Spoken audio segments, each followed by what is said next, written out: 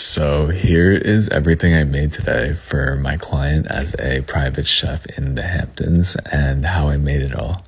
My day started around 8 where I got ready to make breakfast. My client isn't a huge breakfast person during the week. She's usually on the run and just has a smoothie to go and calls that her morning meal. But today she was working from home, so I decided to make her something special. She's been talking to me about how much she's been loving matcha recently, and so I wanted to make her a matcha-inspired breakfast. To a plain chia pudding that I made the night before, I added some matcha water. I gave it a good mix and then popped it in the fridge to chill while I made a strawberry puree to go with. I chopped up some strawberries, got it going on the stove with some coconut sugar, and then mashed it up until it was a nice puree. I popped that in the fridge to chill, then made a quick little granola topping with pumpkin seeds, flax seeds, chia seeds, coconut oil, coconut flakes, coconut sugar, and maple syrup. While that was going in the oven, my client's assistant was already in the kitchen making my client's go-to green smoothie, and so I wanted to watch her make it. It had like vitamin B12, coconut water, green apples, frozen mango, frozen banana, spinach, and mint. When the smoothie was done, I put together the matcha chia pudding, layering it with the strawberry puree, and topping it with fresh diced strawberries and the granola.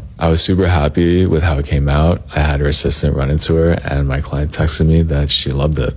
After that, I immediately got started on lunch because I kind of got inspired by the green smoothie and decided to make a gazpacho, which I've never made before. I wanted to make it nice and green like a smoothie, so the base of my soup was going to be cucumber, honeydew, jalapeno, and mint.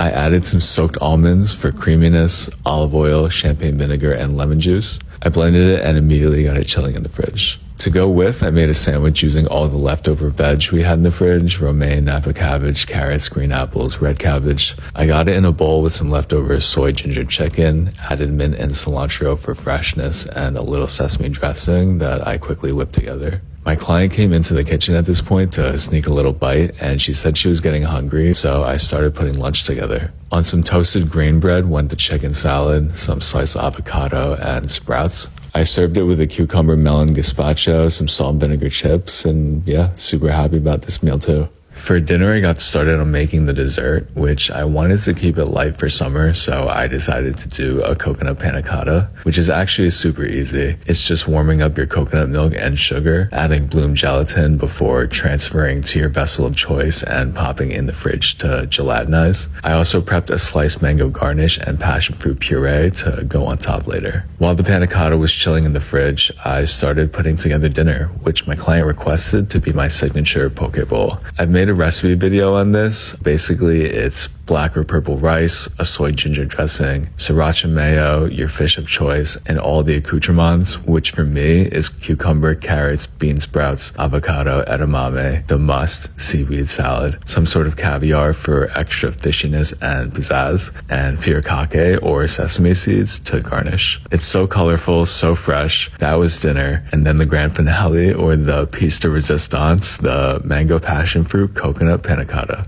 Super happy with how it came out, and yeah, that was it.